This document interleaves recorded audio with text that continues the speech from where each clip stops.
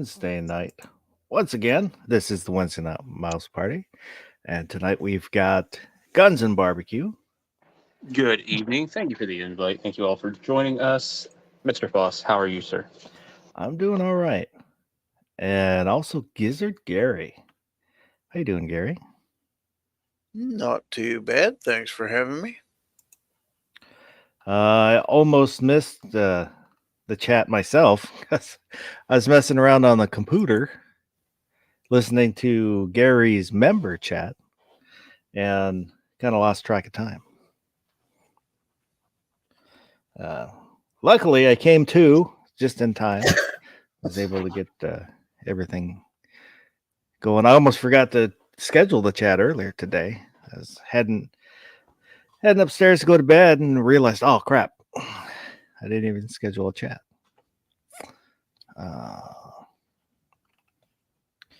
But we're all here. I'm here. How are you? Pinned to the top of the chat is a link for this week's poll, which we'll take a look at here in just a little bit. If you haven't voted in the poll, head over there.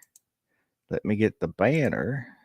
There we go. At the bottom of the screen is the banner with the email address on tacticalfoss@gmail.com. You can send in pictures, comments, suggestions.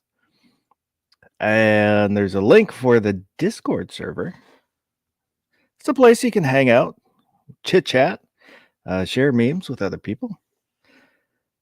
And you can get a hold of me there. And most of the people that come on the chat, you can probably get a hold of them through there also. Let me get back there. We go. Excuse me. So far out there was Vulcan Rumble. Seafires was stopping by. Gunmetal Guy USA. Hillbilly Up. DJ Play Nice. Careful. I heard DJ was talking about an Uzi. Was it a toy Uzi he was talking about? Maybe. Got everybody excited. Oh.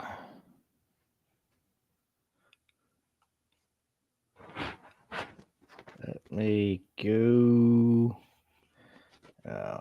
Still trying to wake up.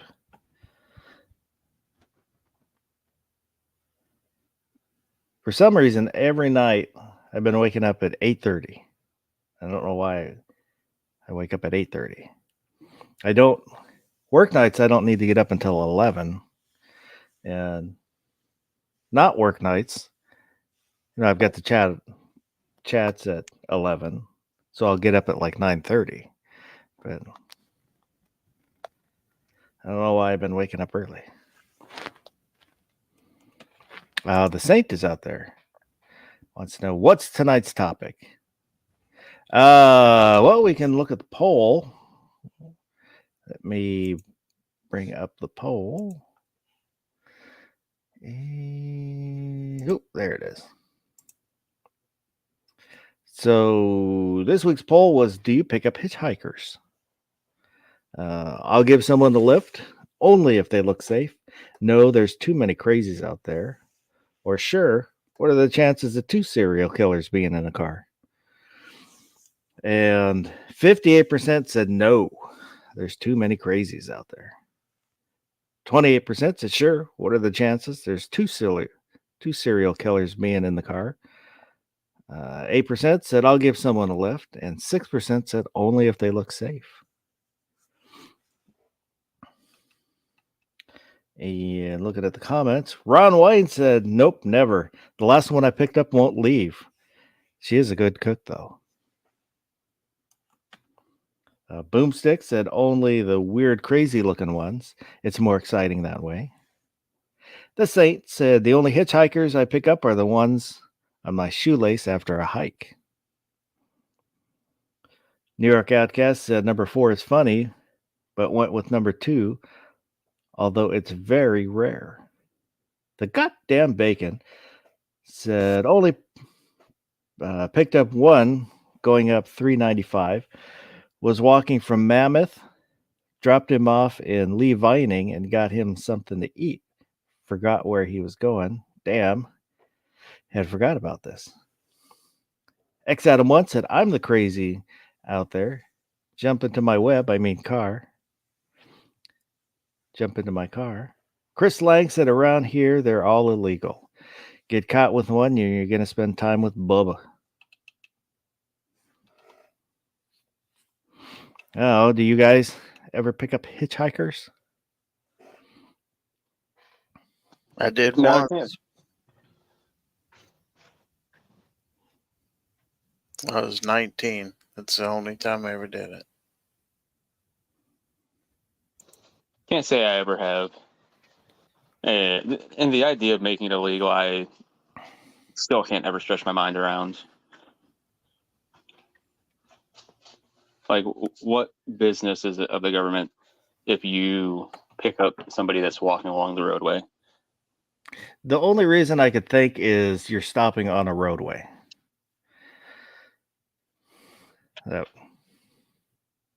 But I've never heard a rationale for why they do that.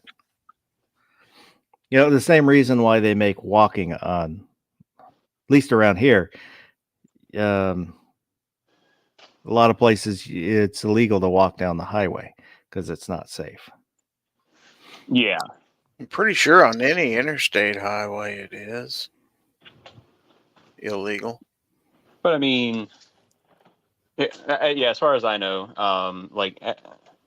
most interstates will have a sign that says, this is only for such and such vehicles. And I've actually seen it where it specifies like skateboards, bicycles, pedestrians, etc., aren't allowed on the interstate. I've never seen one that specific. I think that one that I saw was over in Ohio.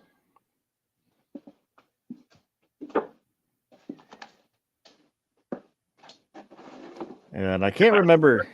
I don't remember exactly what it says, but I have seen signs about pedestrians on the highway, and then also no hitchhiking signs. And I have seen signs that say like, do not pick up hitchhikers,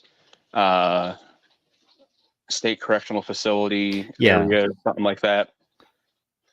Which in that case, like, should it be illegal to pick up a hitchhiker? No, because I mean, unless they're wearing an orange jumpsuit or stripes or, whatever the heck that's going to make them probably stick out like a sore thumb, which at that point they can hit you with aiding and abetting. There really shouldn't be a reason for, again, picking up a hitchhiker there to be illegal. Because even on the interstate, you're able to pull off to the shoulder. It's not like you're, being hazardous. It's no different than if you had to pull over because your kid's vomiting out the window or you got a flat tire or something like that. Yeah,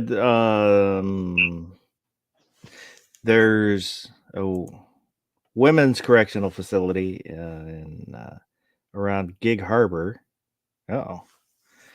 G-Webs is having technical difficulties here again. Oh no!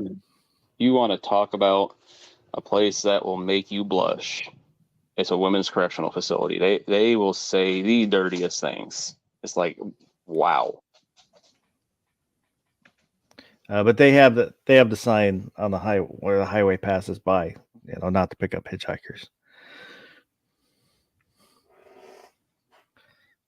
And you don't really see, because of all the trees, we have a lot of trees here in Washington. You don't really see the facility. So if you don't know it's there, you don't really know it's there.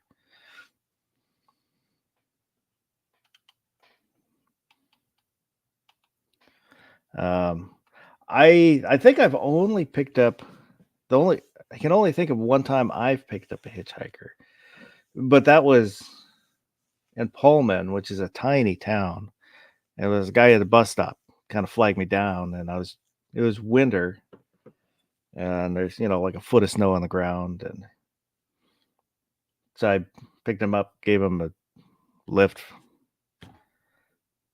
That was about it.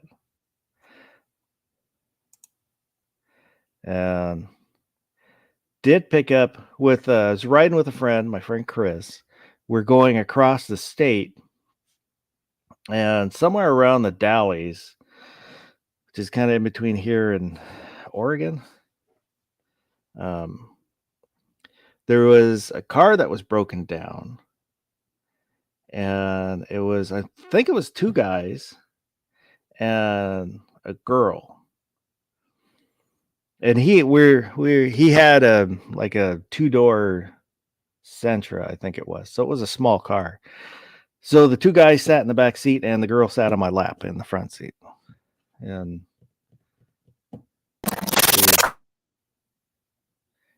I don't remember how far we took them, and then dropped them off, and then went on our way. That was back mid-90s ish. And I think that's the same trip where he ended up totaling that car. Portland, going into Portland, there's a bridge, and it was winter, so there was sand down, and he went to take an exit, hit the sand, and we went straight into an abutment and totaled his car. Wow.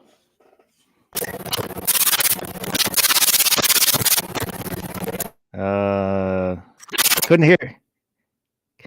We're only getting kind of staticky noise from you, G-Webs. Can't hear what you're saying. The robot overlords have got him. But I think if we translate that properly, he's saying fair to Midland. But I remember the cop that came out to do the report and whatnot. She was really cute. And then we had a bag of fireworks and a 357. My friend said, "Hey, I've got this." Well, he didn't say anything about the fireworks, but gave her his concealed carry license. She's like, what's this for?" And he goes, "Well, I have a revolver in the glove box." She goes, "Well, just take it out of there. Don't let anybody see it." And Okay.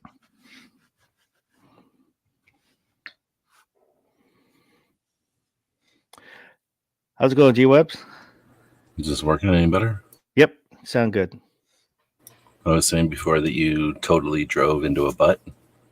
Yep, a big butt. Totaled the car. And he cannot lie. Mr. Knives is out there. He was asking, "Where's the food at?" Unfortunately, It's full of chocolate right now. It got dunked into a chocolate thing accidentally, like a bowl of melted chocolate accidentally. yeah. So you ever pick up a hitchhiker, G-Webs? No, not crazy. Oh. But on the whole, yeah, I don't. I have stopped to help people only a few times. Like old ladies that had a flat tire, I changed their tire for them. And when I was loading the tire into the back of it was SUV. Can't remember if it was like a Blazer, Bronco, or Suburban, something like that. But it might have been a Cadillac. But so I was putting it in the back, and she's like, "Oh, I wonder if we should." She wanted to put it back up where the spare tire goes underneath. I'm like, "Oh God, no! I don't want to stand here in the rain." And she goes, "Well, do you think I should?" It's like, "Well, if you're gonna take it to get it fixed, you know." She goes, "Oh yeah, so we'll just put it in the back." It's like, "All right, thanks."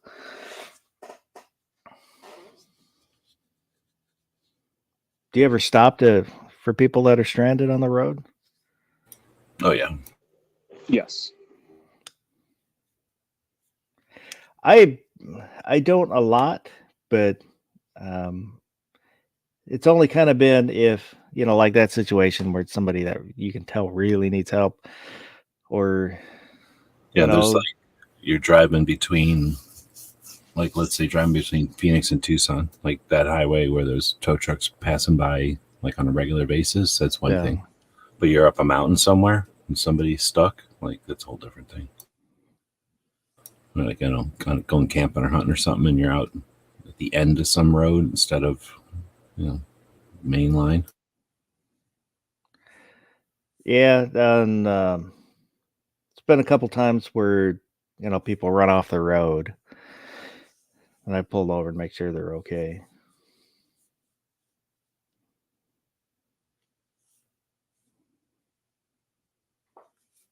Hillbilly said he always stops to help people.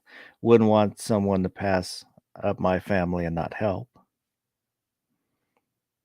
Oh, Mr. Knife says 38 Super to rule them all.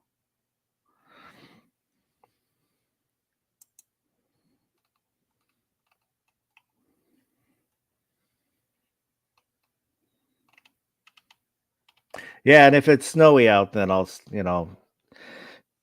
help people get their cars unstuck.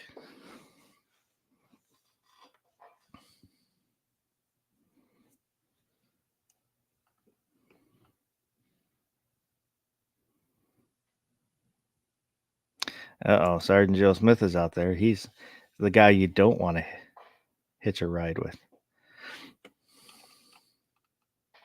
He says he's just kidding.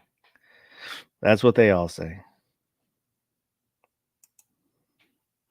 I worked at a store, and there was one of the bread vendors that I'd see him like Saturday mornings, and he'd come in, get his stuff done real fast, and seemed to work hard, and was a pleasant guy, chit chat with, and turned out he would go by bus stops and ask women if they wanted a ride, and was doing bad things if they got in his car. And he got caught because one time a Starbucks coffee cup with his name on it, fell out of his car. And they were able to track him down that way.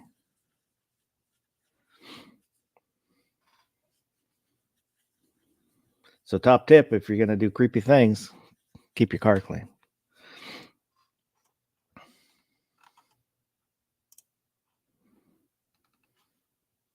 It's a great pro tip.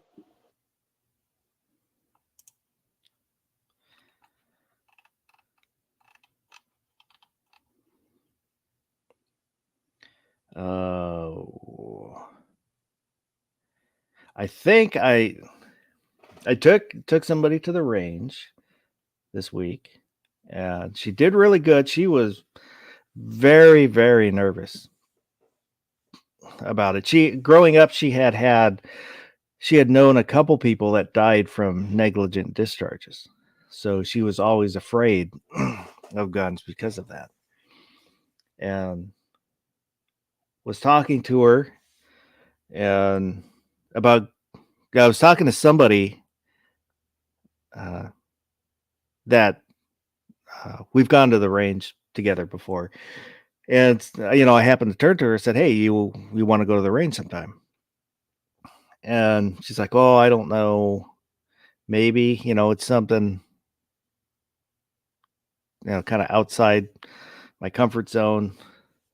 And then she decided, yes, I want to do this. I want to, kind of face her fear. And she did really well.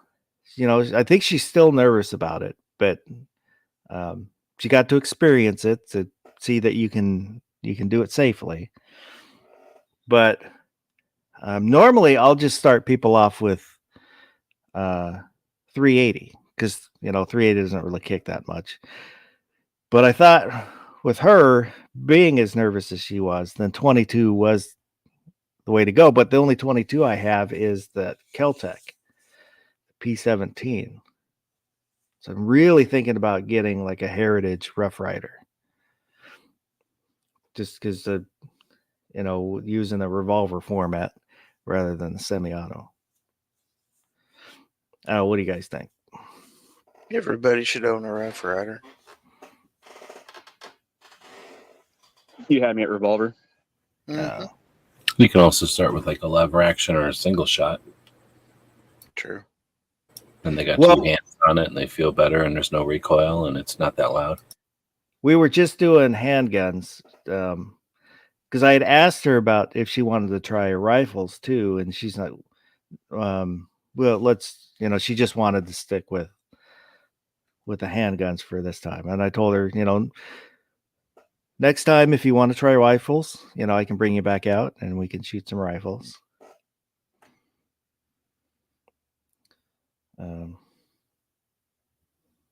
Yeah, I was looking at some a little earlier, and I saw one that I kind of liked. It had a case hardened look with the wood grip, and $200.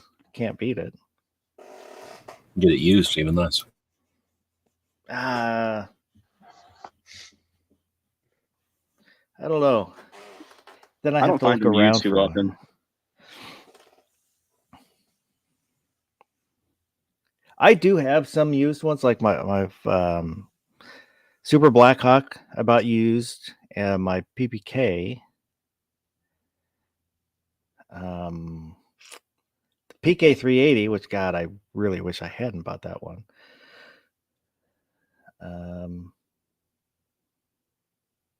Those are only. That might be the only used ones. Everything else I bought new. I'm not against buying used guns. I just like that new gun smell.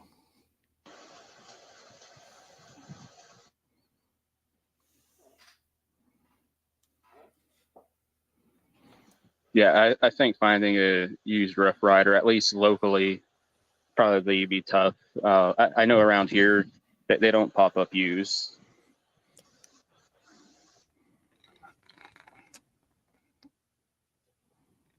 I was kind of surprised when I was looking at 22s online. That like the Smith and Wessons, the nicer Smith and Wessons are like $700-800, and there was one 22 I saw that was like $1,100 for a 22 revolver. They make espresso or something that can be expensive. If they have like a garage door opener in them or something, that can add up. They probably are very nice guns, but it just seems a lot for a 22. Hillbilly said one thing about the Heritages, there's so much stuff you can buy for them, and it's budget friendly. What do you mean, like holsters? I think grips and all that kind of stuff too. Oh, yeah. Grips, holsters. I actually think they started making a frame swap where you could actually have your traditional grip go with a bird's head or vice versa. Well, technically it's not the frame, but you know.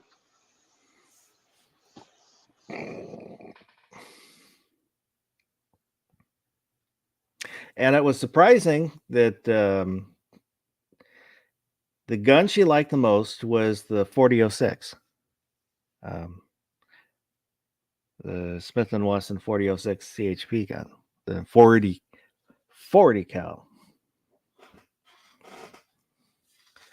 I picked that one out specifically because it's all stainless, so it's heavy to soak up some of that recoil. Well, that's one of my favorite guns too. I really like it, except the single action trigger. All that slop in there drives me crazy. But yeah, it's an option. You don't have to run it that way.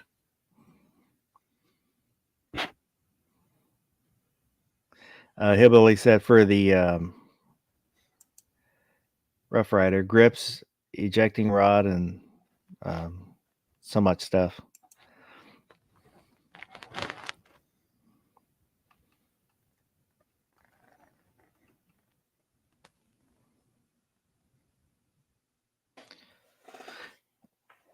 Yeah, when we're out there, I set up my Faux Pro camera because there's metal supports for the roof.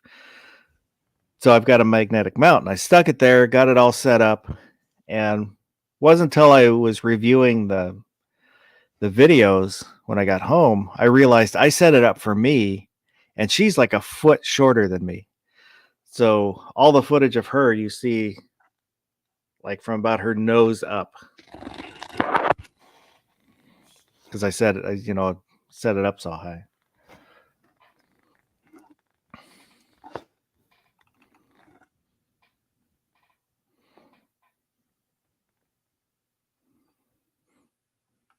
Vulcan Rumble says G-Webs needs a cheap SIG P320 45 ACP. It's so unpopular, it's the cheapest. Really? Ozzy Osbourne's out there barking at the moon. I don't think I have any SIGs right now. I've never owned a SIG. I almost bought a SIG, a 45. I don't know what number it was. I don't remember. It was a whole thing with Cabela's, and I got mad at them. I told them they can keep it.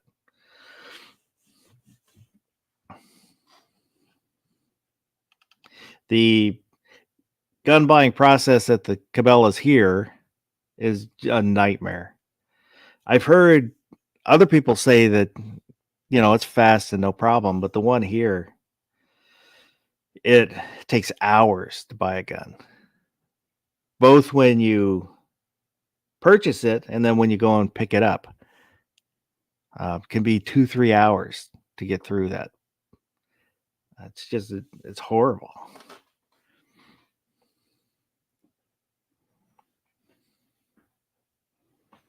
The guy that comments was asking, anybody know how to get a CIA handler after losing the one you were assigned? I don't. I've never lost one.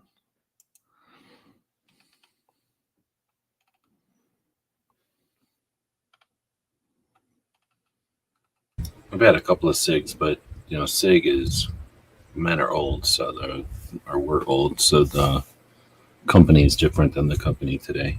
So I don't know. I'm assuming they're still good guns and everything, but they were unnecessarily complicated, like a lot of guns. They definitely came from a place where engineers were like, "Oh, we're getting paid by the hour. Yeah, let's keep adding stuff to this thing. A bunch of extra levers and dials and stuff that don't do anything." Or I guess that weren't needed. I think the only SIG I've ever shot is the 365. That's technically it's a SIG, but it's not like the other SIGs.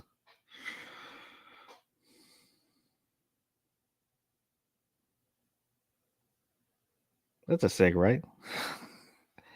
Yeah. Yeah. The XL. I shot the XL, which I liked it. There's not a ton of difference. I never bought one because it's striker fired. I'm not into striker fired, except I do have the P20, the G20, which I really do like that gun. My one Glock. It's But perfect. on the whole, I prefer hammer fired. Ozzy said he has a P320 and a P365. He carries both.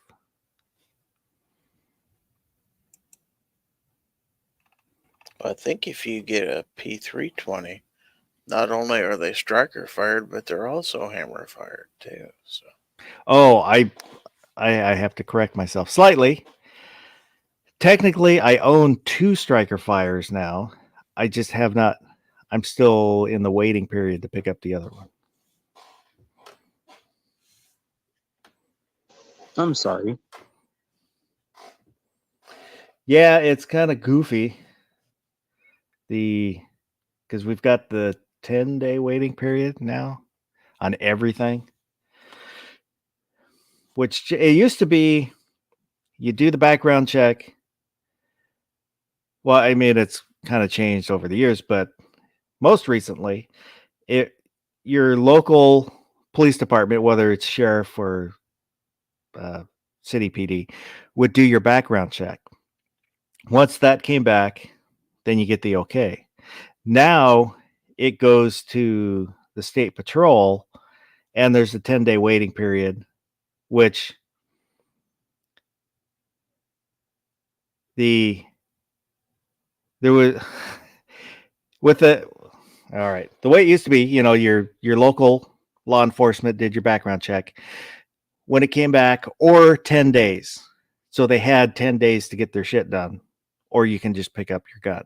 Not every gun shop would release it. The one I did would go to, they would. But now, since there's a 10-day waiting period, they do your background check, but in 10 days I can go pick it up because I'm going to come back okay either way.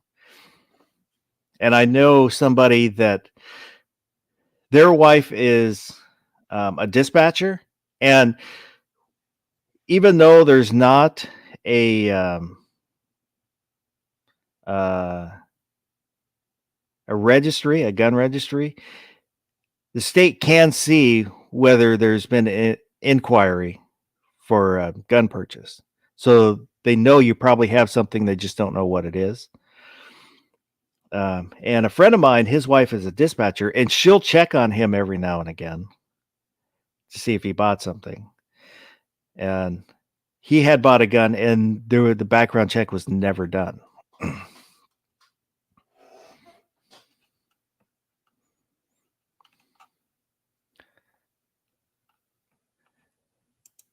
Sergeant Joe Smith says, "Wow, it never took me more than 15 minutes to buy a gun." That's the way in the long ago it was, because we'd go through the NICS background check. So you buy your gun, they call, get the confirmation, you're out the door. And then it went to, after 1639, then your local PD had to do the background check, because the FBI said they would not do the background checks for us anymore. They said they were just doing it as a courtesy. They're going to stop doing that courtesy. And then now there's the 10-day wait, and State Patrol does it.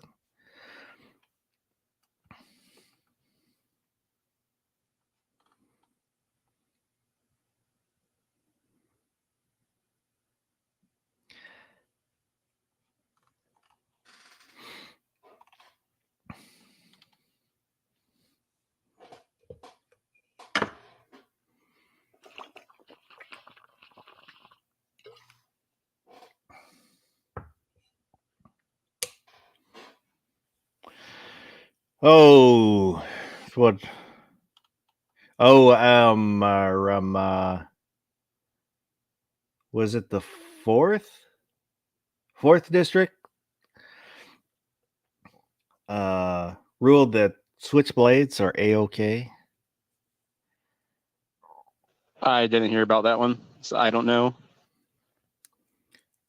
I think it was the fourth. Said that it's unconstitutional to ban switchblades because they are arms protected by the Second Amendment.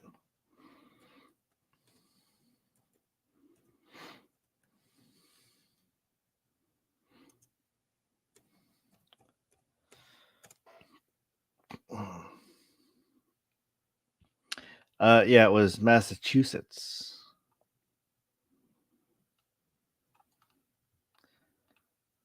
Massachusetts is the Fourth Circuit. Well, whichever circuit they're in. I don't know. I thought they were in the first, but I could be wrong. You also had a Probably court bad. saying that they were not protected, so that means it's got to go to Supreme Court. That makes it easier for it to go to the Supreme Court, yeah, because there's conflicting rulings. Yeah, there's nothing that says it has to. Once there's conflicting circuit courts, should it? Yes, but that doesn't always persuade the Supreme Court for some reason. It like unlocks the door, but they have to decide to do something about it.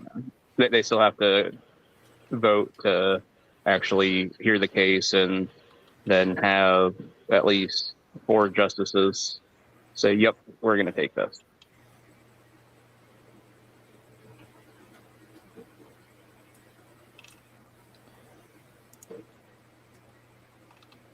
Also, the machine gun case out of Kansas in the 10th Circuit, I learned that one isn't a facial challenge. It's just a crap.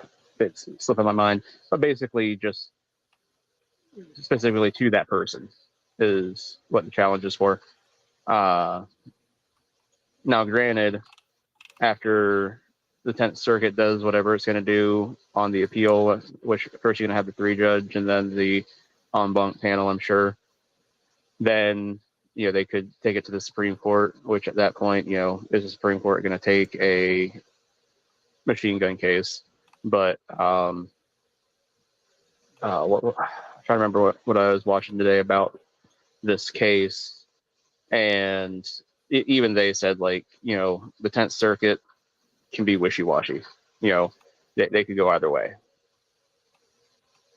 But for everybody that's like, oh yeah, this is going to be the gateway to machine guns, right now it's only for this person that was charged, which turns out they didn't even charge him with carrying or anything. They just charged him with the possession of the Glock switch.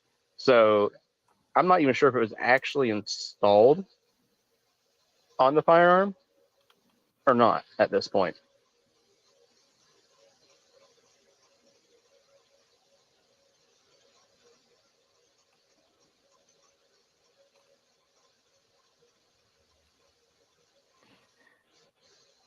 Might not have been I was thinking it went to might have been the state Supreme Court of Massachusetts that ruled, not the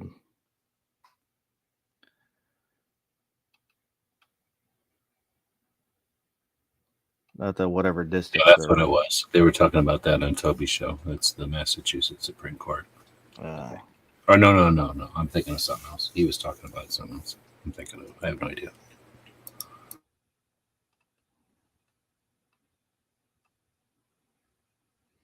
But that's one thing with when we're talking about the conflicting rulings. That's why you'll hear states with the assault weapons ban say that there's no conflicting rulings. Well, it's because the only districts where it gets banned are districts that are anti-gun. So the more pro-gun districts, they don't get these rulings coming up. So there's not anyone affirming the constitutionality of semi-automatic rifles to conflict with the anti-gun laws. So there's no conflict. That doesn't mean that the Supreme Court couldn't take it. It's just that's where I think it tends to be easier to get it to the Supreme Court when there's a conflict between the districts.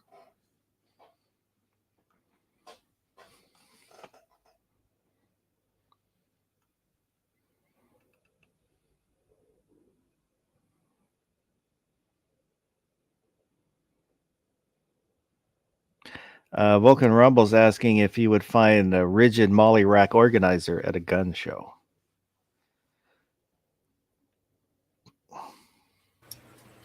That's a good question. Depends on the size of the show and if there's somebody, obviously selling that. But I'd say you probably have to get to a medium to large show before you have a potential.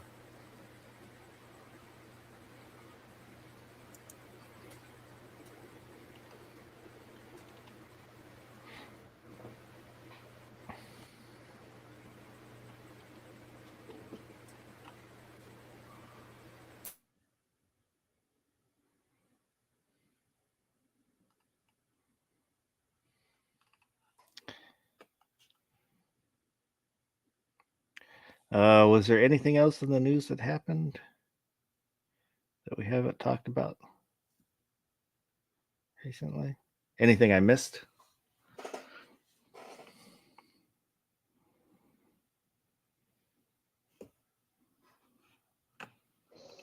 I'm not real sure there, Boss.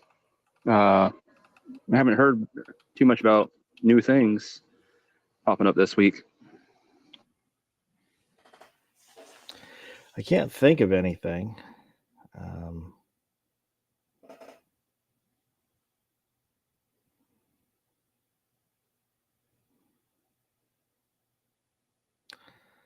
Yeah, and the current makeup of the Supreme Court, I guess, takes a lot less cases than they used to. So only do between 70 and 80 cases per session. I think it's per session, where they used to do like over 100 or something.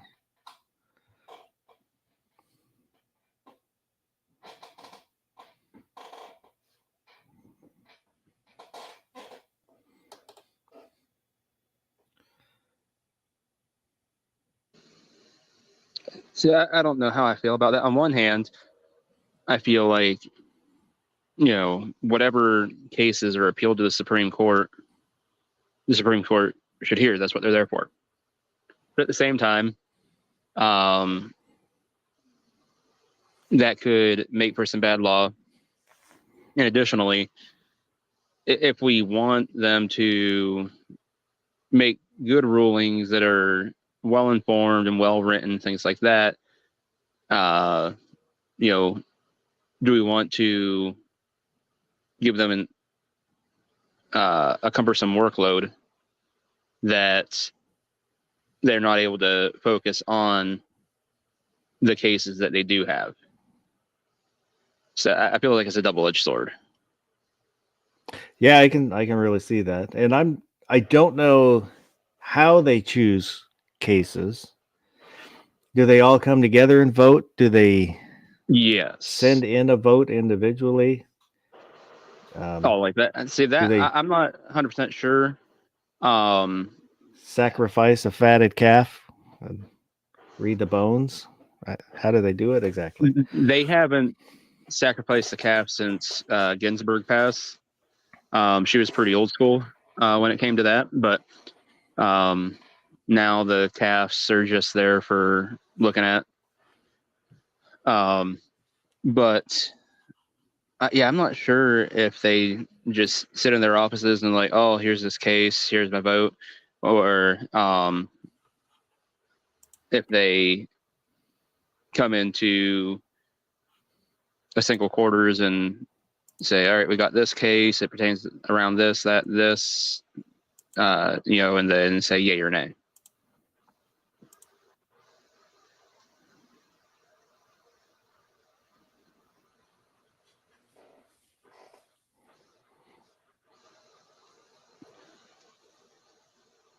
Yeah, I've been watching a lot of the Ninth Circuit cases, and it's interesting. I find it interesting. Some of it's kind of dry when you get into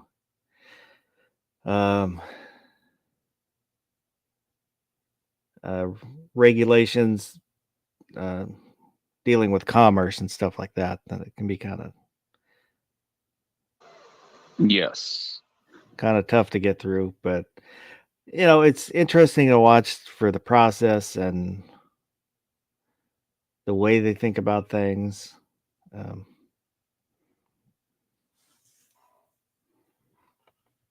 And that it is kind of interesting that the Ninth Circuit, I think, does a pretty good job unless it's a gun case. All the other cases seem to go lean towards the Constitution and freedom unless it's a gun case. Then they, do a 180.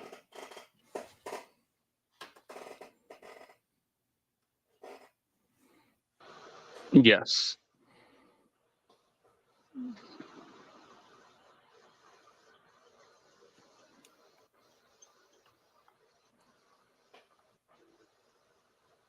Oh, another little fun fact about that Kansas case: the government, to try and meet their burden of historical text, tradition, all that fun jazz, they cited a case law from 1328 England.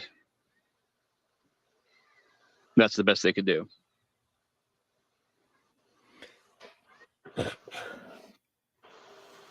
Yeah, that's happened before, where they go to English common law, or they'll jump to the 1800s. Yes. Which, with some of it, I understand. Like even the NYSERDA decision, you see where they went back even to like 1600s, but they're more so going, well, there's this. This is where dangerous or unusual came from, but now we have dangerous and unusual, things like that. So it's kind of explaining the difference and little nuanced things like that. But like when you're reaching back 700 some years to try and give your historical analog, and the thing is, it's text history tradition of our country. Now there's some things where, like you said, they go back to English law, depending, because some of our or a lot of our statutes were still kind of based in that. So some, they will have some relevancy. But 1328 is like, good golly. Yeah, and then the states will argue whether the gun is useful for self-defense. So everything gets pegged to self-defense, and the whoever's arguing the other side will kind of fall into arguing self-defense. Well, it's not self-defense; it's any lawful use. Yes, and that is one thing that just chaps me to no end, is when I always just hear, oh, well, it's for self-defense. No, it's any lawful use of a firearm. It could be sport shooting, it could be hunting, it could be self-defense, it could be, whatever. So right there with you on that one, boss. Yes. It could be collecting. I mean, there's so many realms out there that are legal, and that's all they have to cover. And I'm gonna go on a rant. I'm gonna shut up because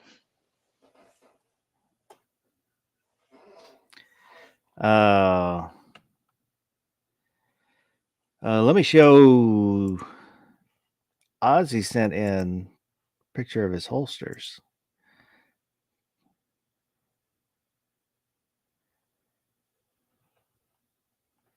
So his pair of holsters.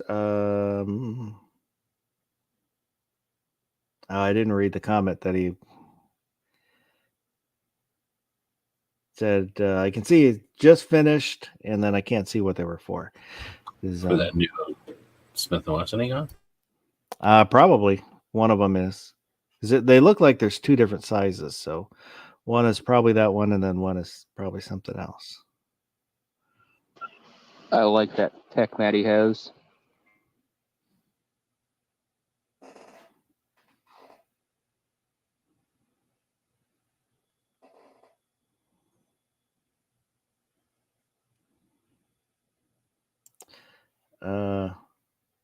Just finished the second holster for the bodyguard. Oh, I guess maybe they are both for the bodyguard.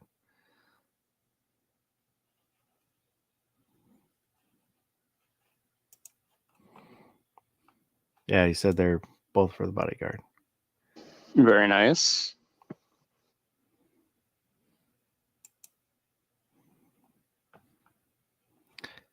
And when we were speaking about Kansas, guy in the comment says Kansas is the best kind of can.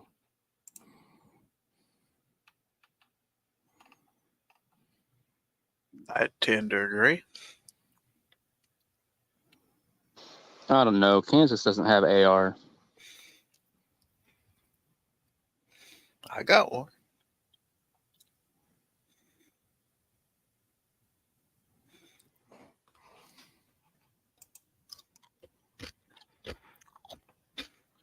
That's because Arkansas was named by the French. Do you really want your state named after French people? I don't want anything to do with the French. I like French bread and French fries.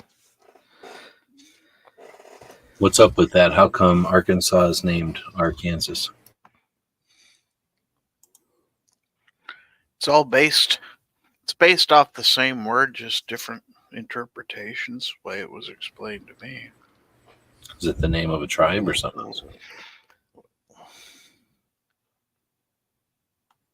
That's the way.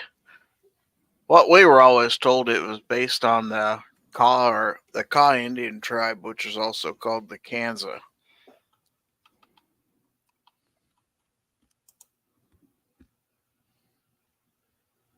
Is it all the same territory? It's all part of the Louisiana Purchase, wasn't it? Or... Well, I According mean, to for us, but for the people that were hanging out, like the Kansians or whatever they were, is that Well, when Arkansas was settled, Kansas was still basically Indian territory. Wow. And then when they cleaned it out and moved them all to Oklahoma, or invited them to go to Oklahoma, I should say. Okay. Google says Arkansas is named after the Quapaw tribe, whom the French referred to as Arkansas. Kansas is named after the Kansa tribe, whose name means wind people. Yeah, it says Kansas, a Sioux Indian name for South Wind people. Well, it is So you windy. guys blow.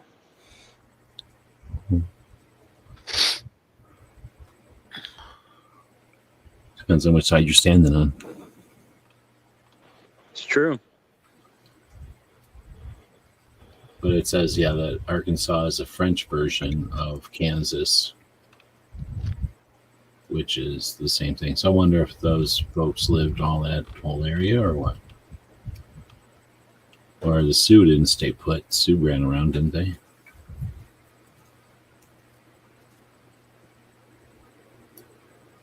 Let's find out. Yeah, I don't know. We'll find out. We need Snob in here. He could tell us. The Sioux, Dakota, Lakota are groups of blah, blah, blah, First Nations, Great Plains.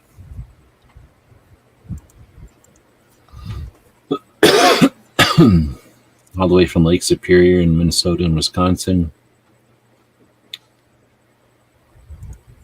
Used to fight with the Ojibwa. They were forced into Nebraska.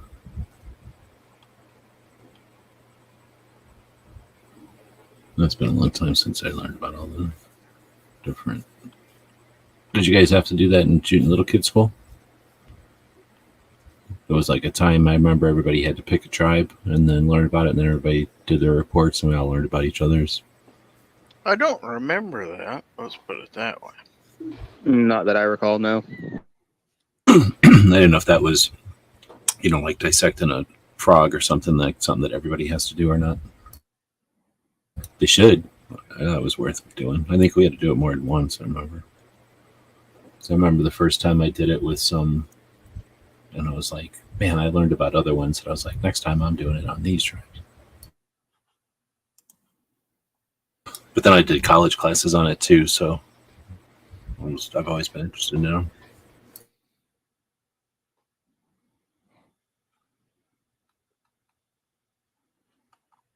Mr. Bob Dabalina's out there.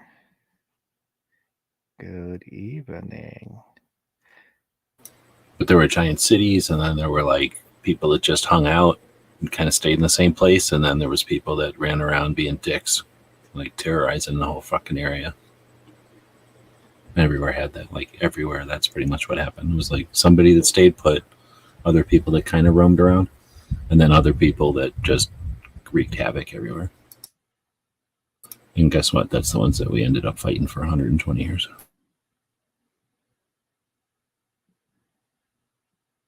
I think like for Washington, because being coastal and there's a lot of resources, then most of the tribes stayed put. When you get Yeah, exactly. When there's resources, like why wouldn't you stay there? And then you just when you trade. get to the eastern side, like the Nez Perce, I think they roamed a little more. But with all the fish and stuff on the coast, that you didn't have to go anywhere. Well, if you look at like they divide it between history and prehistory. So if you look at any time, there's always been people that stayed put, people that kind of move around a little bit, like kind of move back and forth with the weather kind of thing. And then people that just don't have a home and just, what do you call that when is it transitory? When you just pick up your teepees and move the whole city or the whole town, wherever you go. No. But Nomadic. yeah, maybe that's the way to think of it. But so I mean, even in history, like historic or prehistoric times, like before the Spanish came here and started writing everything down, there's evidence that they were trading seashells and shit from way far away, and that means there was people going. There was like your people that stayed sitting on a resource, and then people that traded between those people, and then people that preyed on those people. So it's like there's been that dynamic. It was probably like that in other countries too. I've just never done any research on other countries' prehistory. There's belief that the Egyptians were one of the first to come to North America. Well, I mean, after all the land bridge stuff, because of the cotton. Egypt has one type of cotton. I think it's a long fiber cotton, and the Americas has a short fiber cotton, and they found a hybrid, which is a medium, and they think it's a mix of the long and the short. So some archaeologists believe it's evidence that the Egyptians came over. Well, you've seen the thing with there's, I don't even know if it's evidence. I know they made a raft. First time I heard about it, somebody was making a raft, like in modern days. Somebody made a raft, but the Kon-Tiki. I don't remember. Was that what it's called? But it was made out of like reeds. The big reed raft thing. Yeah, and they booked across the whole ocean on currents. Like they didn't have any power. They just essentially stayed afloat. Let the currents drag them all the way across the ocean. That's how they hit all the islands in the middle of the ocean. And then that's how the Americas, South America, and I guess Asia, or maybe the islands, all got together. But so I figure there's probably like that. Like people probably said, like, let's put a bunch of stuff in a boat and see what happens, right? Like, and then again, like, that was 6 years later, you show up again, you're like, guess what happened? Thor Heyerdahl built the Kon-Tiki to test it out. And that was legit, right? So didn't that prove that, like, okay, people were in contact even across these huge distances? And it wasn't like every, 7 o'clock every day, but once in a while there would be contact. That's how you get like seeds and products, touching other countries or other continents and all that. And then I figured it had to happen more than once. Probably happened and they got lost to time and then they discovered it again, type of thing. Like we've been around for a while.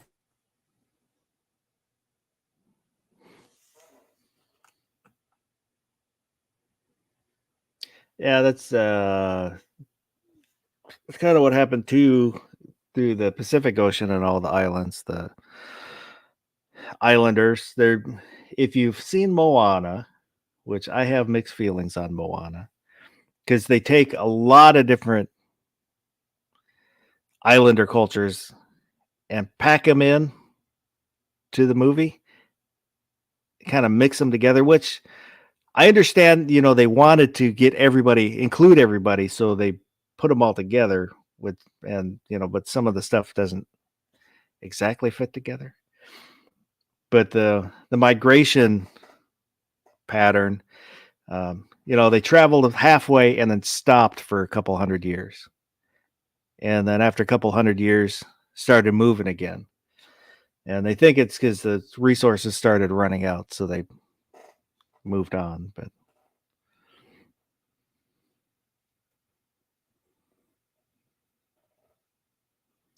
Ozzy said the Vikings were here long before the famous discoverers.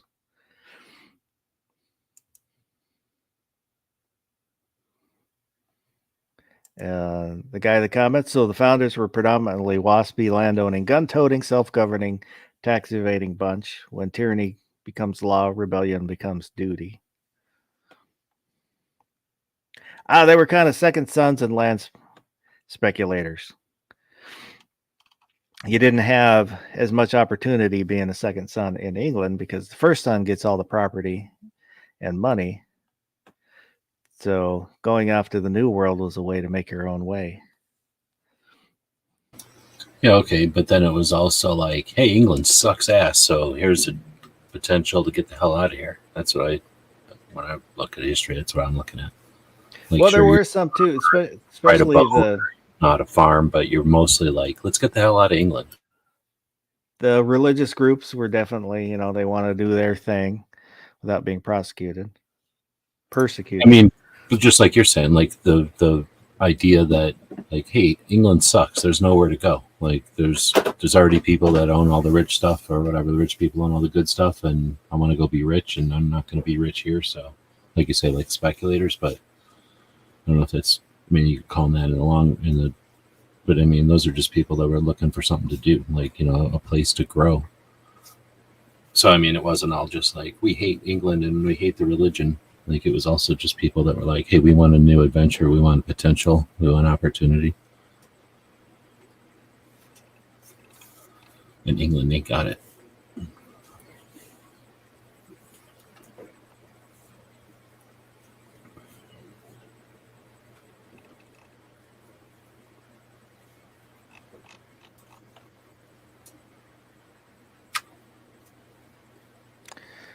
Oh, I don't know what else we want to talk about. We didn't talk about any movies last time. Well, I was just thinking about that, whether to ask Gary. Have you watched any movies, Gary? He's been busy. I'm thinking. Maybe he watches movies, but his memory's going. He just doesn't remember watching them. That could be it now. Not since I got home from Goals. No, I haven't.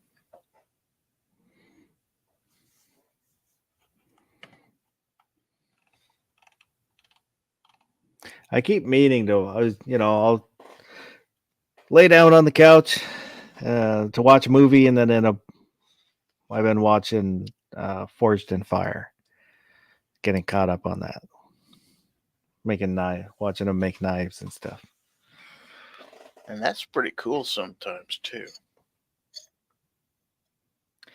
It is, I think so. That's kind of one thing I would love to do is to forge a knife, but I don't want to get into forging knives because it'll turn into a money pit. Kind of everything I do ends up that way, where I want all the stuff and I can't afford the nice stuff, so I want as good a stuff as I can afford, but I want all the stuff to go along with it. So I'll end up spending a lot of money on it. Yeah, study about this part of the country. Whenever they started a new village, one of the first things that opened up was a blacksmith shop. I always thought that was interesting. So if you could do that, use guaranteed work. Yeah.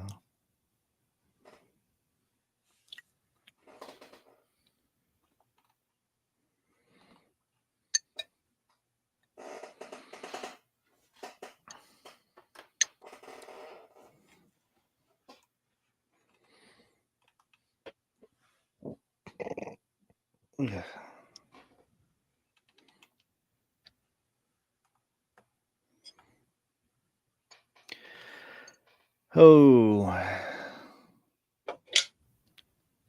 So what's coming up? Anything exciting coming up?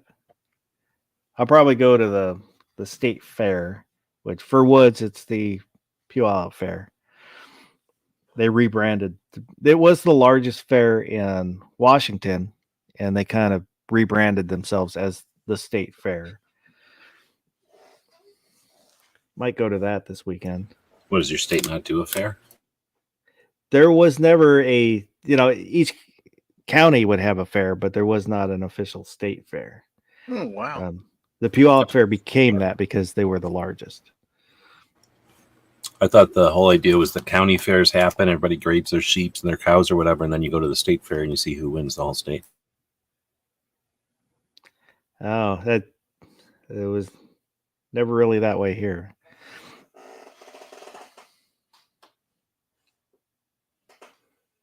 That's been interesting. When you're a kid, you want to do the rides and play the games and maybe look at the animals.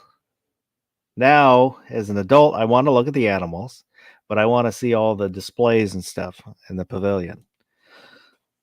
And then I like walking through all the as seen on TV kind of crap that they sell at the fair. Look at the stuff. Last year, there was a booth that had full-size stand-up arcade games. Well, I didn't stop just because I would want one so badly. Oh, you mean they're selling them? Yeah. Then you got the guys selling, like the kitchenware, doing the spiel.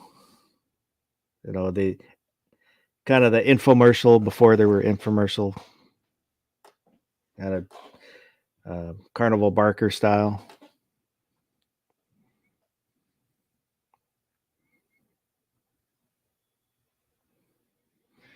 I suppose a lot of us that travel to a lot of the major shows like SHOT Show, NRAM, Goals, stuff like that, you kind of get jaded by all these big, gaudy displays and stuff like that. And you go to these small town things, well, gun shows in particular, but even things that aren't guns, it's like, this isn't that big a deal.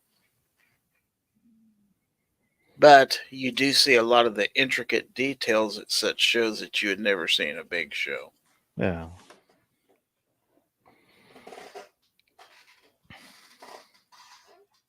But our county fair, the last few years, there's so few traveling carnivals anymore that you can't hardly sign anybody up to run a midway or to run rides anymore. Only some of the major counties can afford to do that because there's not near as many companies as there used to be. So a lot of the small county fairs don't even have like rides and amusements. They're just basically livestock. Maybe they'll have a demolition derby and stuff like that, but that's about it. It's not near as much fun as it used to be.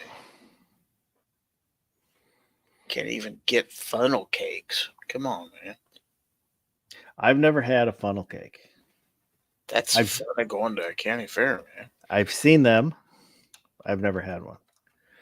That or the for the Puyallup Fair, the elephant ears was huge. I mean, they are huge, But I just never bought one.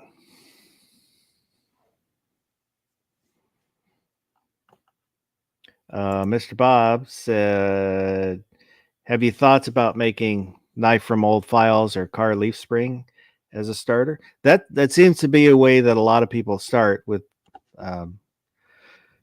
old file leaf springs or railroad spikes. It's kind of where it seems to be a lot of people start. And said, I really like your Take Someone to the Range series. Thank you. I kind of did that as started doing it as a way for if somebody was interested in shooting a gun, going to a range, that hadn't been, was nervous about it. It's a way to show other just regular people doing it for the first time. I mean, I do take friends that, haven't been in a while too, but just so it's somebody else like them that they can watch and say, okay, they can do it. I can do it. That's the goal. And then the secondary goal is to encourage people to take people like that to the range and share And the if you've experience. ever been and you just hear the generic go to the range, then who knows what's going through your mind or what's going through that person's mind when, you know what I mean? Like, Yeah. they only have movies, I guess, to think of. And there's really no movies about a range. So it's just going to be some scene from a movie where it's either going to be exaggerated one way or the other, right? Either real quiet and they're just having a conversation and like not even wearing earmuffs. In some movies, they're just like casually, like if they were playing golf or something, they just happen to be at a range because it's necessary for the plot or something. And then in other movies, it's like a big joke or something, but you know what I mean? Like, who knows what they're thinking? So I think that's a good way to show them what it's like for two people, just regular people, to go to the range. And if you think about like, hey, I'm here to show you some gun that I got for free and I'm shooting it 5 times and I'm going to tell you how awesome it is. Like, that's not showing you the range experience either. Like, they're at a range often when they do that, but they're not talking about like, the experience. And that makes me think, like, have you ever thought about doing something like, this is what it's like to go to a range? Like, you decide on the range, you pick which one you're going to go to, indoor or outdoor, based on preferences or what you're going to be shooting or comments from other people or whatever, like reviews from other people, and then what it's like to show up at the range and check in and sign in and then go get your shit together and go find a place at the line and then wait for a ceasefire and then go hang target, all the stuff that you have to do, like the procedures, I guess. I wonder if anybody's ever done that before for people that are new. I don't know. I don't think I've ever seen a video like that. I think we all just assume it's no big deal, or that somebody else will figure it out, or something. We just don't. I think we just think of it as the given, or like the. But anyway, so that kind of stuff might be kind of pulling the veil back or showing behind the curtain a little bit. There are times where that has happened where it's common terminology that we use, and I'll be talking to somebody who's never shot before, and they'll ask, "What is that?" Mm-hmm. And for me, it's everybody I know knows what that is, but they have no experience with it. They don't know what it is. So, like ceasefire, like that sounds like something you do in a war or in a battle or something. Like, it has just not like an obvious.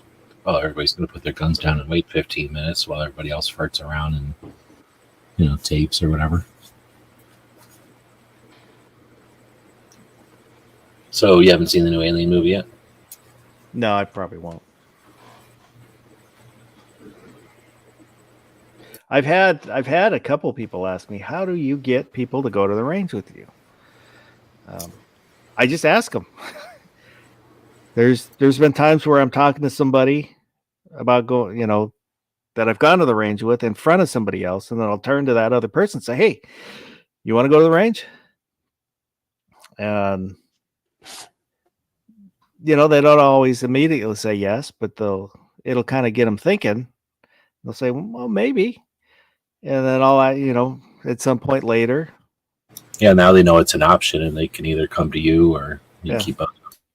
If they don't say yes, then I'll say, well, if you ever want to go, I'll take you. And then every so often, I'll bring it up. Hey, if you want to go to the range, I'll take you to the range. And then, it's kind of superliminal, right? Instead of subliminal, I'll just say, hey, let's go to the range. There's one guy I took that had never been. That's what I looked at him and said, hey, let's go to the range. He's like, sure. All right.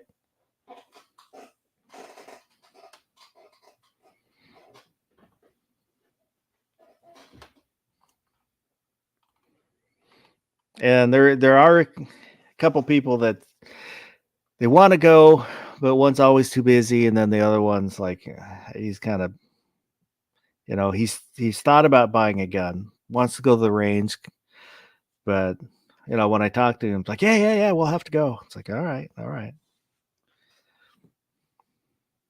But I don't want to be too pushy and make it a negative experience. What percent of gun owners never even go to the range? Not like don't go to the range regularly, but like just never even go to a range. Because I'll bet you it's a percentage. I think it is. I don't know how many, but I would say, without any reference, 30%. I'm going to say 40%, just from my experience over the years, thinking about it. There was one guy that I took to the range. He's on the series, where he had owned a gun for, I don't know how long he owned it, but had never taken it to the range, had never been to a range, never shot a gun. He just got the opportunity to buy a gun from somebody he knew, and he bought it and, kept it in a lockbox. So I, told him you should at least go out and try it out so you know what it's like. And took him there. I don't know if he's ever been to the range again, but he knows how to shoot it now. And I showed him how to clean it. So by never been to the range, are we meaning are we meaning people that literally own a firearm but never been to the range, or go almost never? I was just thinking that like there's probably a ton of people that own guns that live somewhere where you don't need to go to a range. Like they just go out their back door, or they got like their dad's house or their mom's house or something. They can go out the back door. So yeah, I'm talking essentially, I should have just said people that buy a gun and never do anything with it at all. Just have it. Let's say, I'm thinking it's still like 40%, even when you count going out in the backyard and shooting as the range. I bet you there's people that, I know there's people that buy them and don't even do that. Because if that's the case, at least with my experience, I think that number is way higher, but that's because we're a heavily hunted state, and the vast majority of people, they go and, they have their hunting rifle. Deer season comes around. All right, I've got to go sight it in. They fire somewhere between 3 to 10 shots, and then they say, that's good. And then they go hunting for 2 weeks, and then the gun gets put away. Well, I was thinking more just the, like the people that panic bought during COVID, bought it, put it in a drawer, have never touched it, probably will never touch it unless they're going to sell it. Yeah, for sure. A bunch of people that buy out of fear. They don't Yeah. they don't even know you can go to a range and shoot. Or even maybe inherited a gun. Well, that's totally different. Yeah, but that's up until the fear. That's where most of the people, I would say, in that boat come from. Like somebody gave it to them, or they got it and they didn't ask for it, so they don't know. It's like getting a guitar. Like, oh, okay, I got a guitar. Thanks. Now I'm gonna put it in the closet because I don't care. Now DJ's triggered.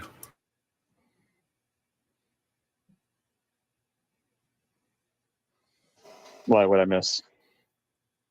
I said it's just like people that get a guitar and they didn't want one. Like, here's a guitar. Oh. Like, okay, I'm gonna put it in the closet now. Like their dad gave it to them or something, or like their mom died and they got it or something. Like, they just don't want to throw it away because of sentimental reasons, but they don't have any interest in playing it.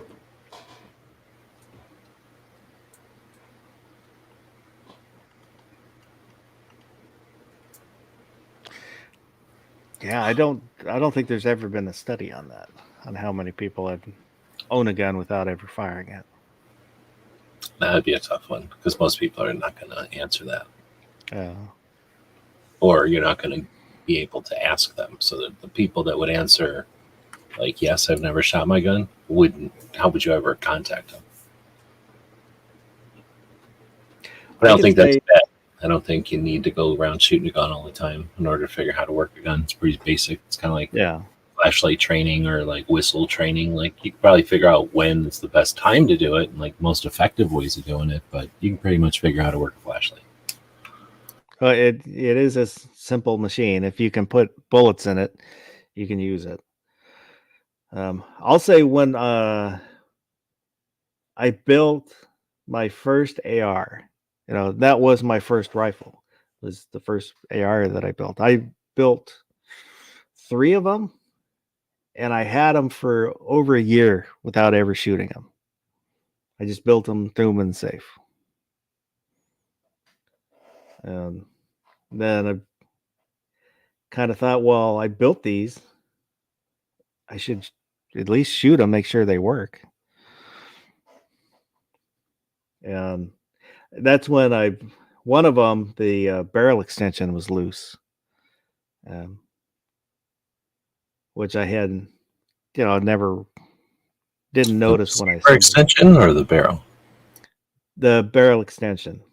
The barrel extension.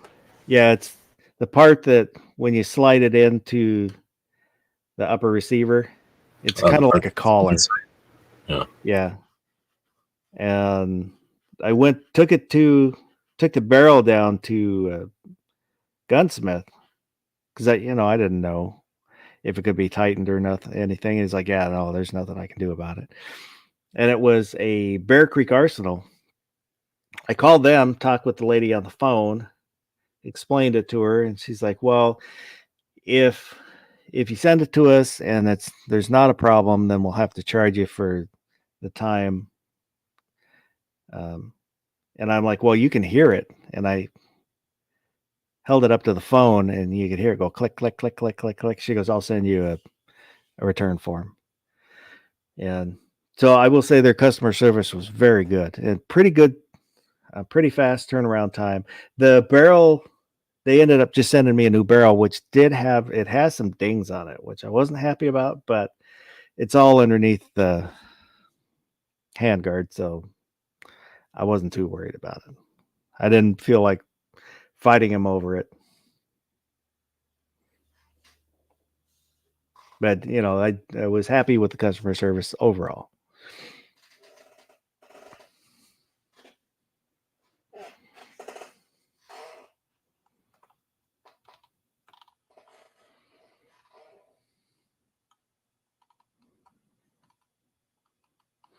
Unlike Gary, who with his BCG, didn't you have to fight them to get them to fix the problem? Yeah. Yeah, I did. That was a long, drawn-out affair. I'm talking about the one you got in Wanamaker? Yeah. Where they provided me with the wrong bolt carrier group. Yeah. I contacted them, and first thing they wanted me to do was it took them forever to acknowledge that there was a problem in the first place. And then they refused to send me a new one until I shipped them the old one. And they received it, which I had tracking on it. I knew good and well they received it, and they dragged their feet a good week and a half after that. It was like 3-4 weeks later, I finally received it. I ended up buying another one from Palmetto State Armory for like cheap, just to get by until I got that within 2 or 3 days. It's like for what it cost to mail the thing to them, I fixed it myself, but it was silly. So I would never buy from them again.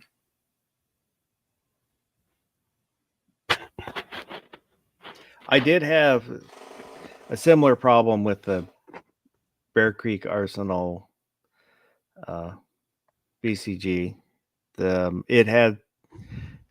It was supposed to be for 300 blackout, but it was the one that was in the upper, because I bought a complete upper, was for 50 Beowulf,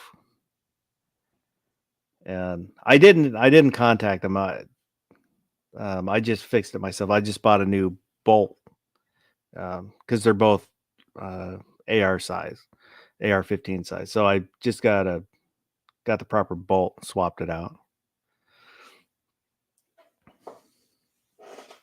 So, and mistakes happen. And like I said, it was I felt it was just easier to take care of rather than to contact them, which I'm pretty sure they would have taken care of it after, the way that they took care of the barrel for me.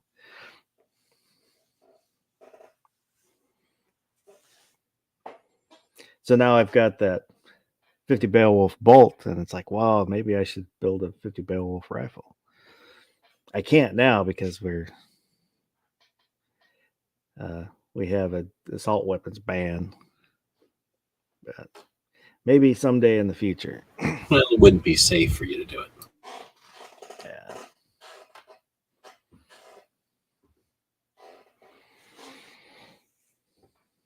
Small price to pay for complete safety in your state. Well, for the million that are already out there, having it one more would be. Yeah, those are would okay. make it It was the additional ones that were unsafe. Yeah. The new ones. I wanted to find out about the bracket. I know I missed some of the beginning of the show. If you already mentioned the topic and when we'll be starting. No, there won't be a bracket. Gary messaged me earlier, said he did not want a bracket tonight. So to honor his wishes, I was going to skip the bracket for tonight. I thought that email said bracelet.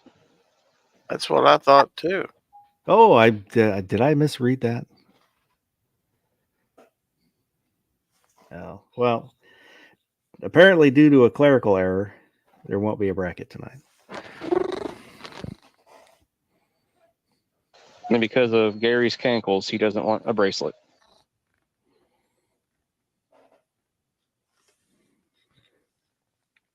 That would have been an anklet.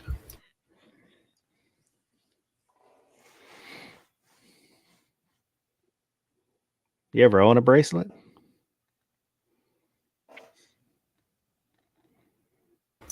I've I had got a bunch of really, bracelets before.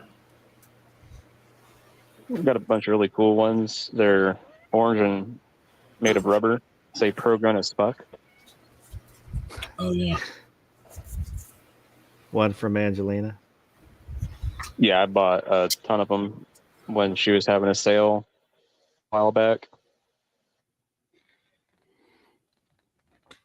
The only bracelet I ever owned was a medical alert bracelet for my asthma, which I never wore because I hated it. I don't know. I kind of adopted the stance where if my asthma is going to take me, it's going to take me. I'm not going to give in.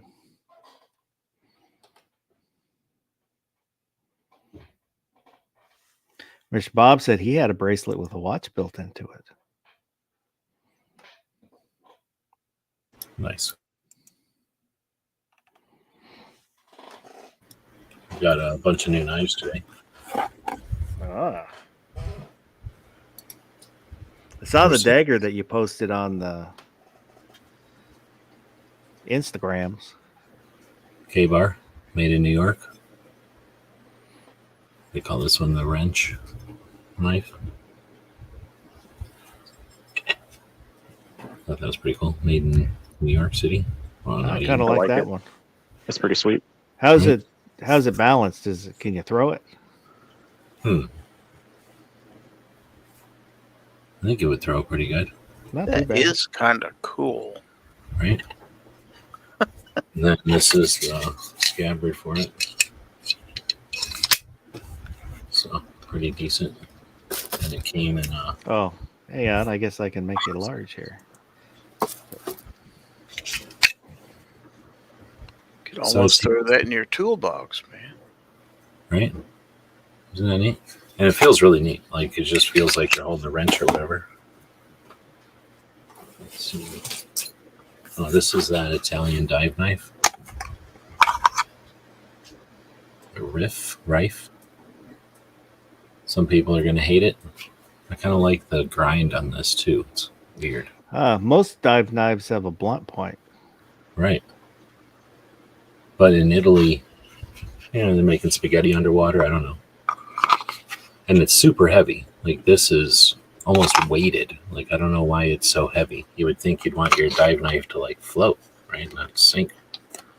But I'm not in the Mediterranean. I have no idea what they do in Italy. Maybe this is how they get sea olives. They have to scrape them off of them or something. And then this one I've never seen before, and that was pretty neat. CRKT. Have you ever seen this one? I mean, I should say I've seen it before, but I've never fiddled with it. I think it's cool. I've never seen one in person. Gizzard barbecue. I saw one at a show. I can't remember the name of it though. The name of it is something like the. It's a weird name. I just like the orange. Yeah, exactly. I'm like, oh, it's orange, and I haven't ever seen this one before.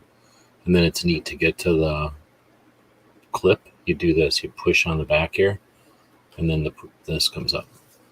But how do you think you close it? Took me a while to figure out how to close it. So it's this. It's the only thing that really does anything. And then turns out you push it. It's like a button this way. And when you push it, it'll just, what do I have to do it this way? It'll just fall closed. And then you can, how do you do it? You can just flip it open. And it's kind of a stone wash. The blade is like really nice. I guess it's called a Provoke. Yep, I remember now. Is this old? How long has it been around? I thought I've seen it for a while, but maybe I was looking It's been around a while. So it's expensive. It's like $100. And I think that's one of the reasons a lot of people don't have it. Plus, I don't know how many people need a karambit. But instead of a folding karambit, it's whatever you call that.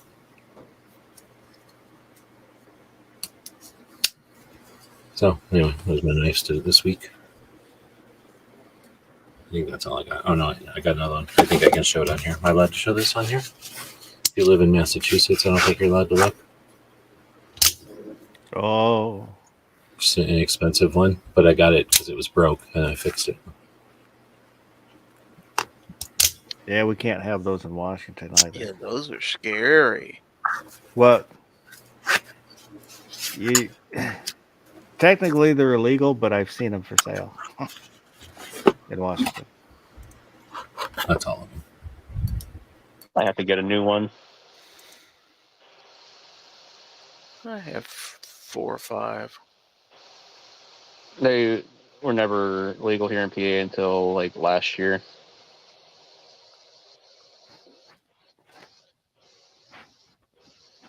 Yeah, the last couple of years there've been people pushing to try and get spring assisted knives legalized, but it doesn't go anywhere, unfortunately. Because being spring loaded somehow makes it more dangerous. Being cool makes it dangerous. Well, that's it. You can't have anything cool.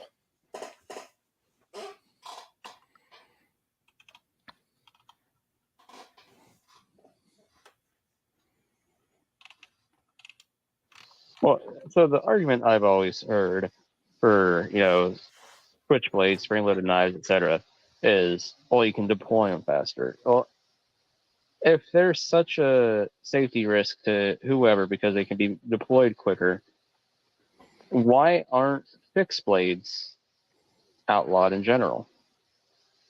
Because that's always deployable. I mean, it's ready on the go right now. Yeah. There's places where they can't be over 3 inches or something, right? Or 4 inches. That's true too. People Yeah. can't. But knives are one of those things where if they really wanted to, yeah, they could hold their pearls and claim they're too dangerous. Look how many massive stabbings there are. Like they just don't talk about it, but there's tons of them. We hear about them because, in our realm, they'll go, "Hey, look, there was a stabbing. They say guns are so bad, but here's another stabbing." But we don't, fixate over them and worry about it. But think about how many of those have happened. I mean, they always happen in other countries. I guess once in a while they happen here. But I don't know if anybody's keeping track of those, but there has to be dozens a year, right? So if they really wanted to go after knives, they could. They do in England. I think in some other countries they've gone after them where they're super totalitarian. Yeah, pretty much everything you see, all the anti-gun stuff you see in England, it's applied to knives. The same arguments. Yeah, they just literally erased and put knives in there, right? Yeah. But I think what Gabriel is saying is it's switchblades were, what do you call it? Like ethnic people from the cities had them. I don't know if it was from back in the gangster days or not, but I think there was like a hidden racist undertone. I'm going to go ahead and say racist undertone for, because they were like from Italy or whatever. Or maybe Ireland. I don't know. I don't remember. I wasn't around for all the old different versions of racism and shit, but I'll bet you it has to do with like, we don't use those. Those are carried by, fill in the blank, somebody you don't like. And then they go, yeah, let's get rid of them. If Buck or somebody would have made like a switchblade right off the bat, or who's like another, is there another famous US like Bowie? Like if Bowie would have made a switchblade and everybody was carrying around a switchblade, they probably would have never been illegal. But only a few people ever carried them, and nobody was like, I need it for this reason. So they were easy to bully. Well, Same with like brass knuckles. Nobody carries brass knuckles around hardly, so it's easy to bully them. Like, oh, nobody needs them. Except for everybody who's going to have to fight and you don't want them using a gun, but now you don't want them using brass knuckles either. Or, fill in the blank with a mace or anything else. Or I guess a sap. Hillbilly said, my friend in London says they can't have a knife over 3 inches. In England, you can't carry a knife unless you have good cause. Based from the video that I watched, and it's it's a small reference point. But yeah, and they consider like 4 jobs, like right, like that can have a knife, like a carpenter or somebody. If you have to have it for work, then you can. And then now there's a big push. They're trying to get rid of the zombie knives in England. Yep. Basically, just a knife with writing on it. Well, some machetes or whatever. People were buying machetes. I seen something where like, hey, this machete says zombie all over it, and you can just buy it right off the internet.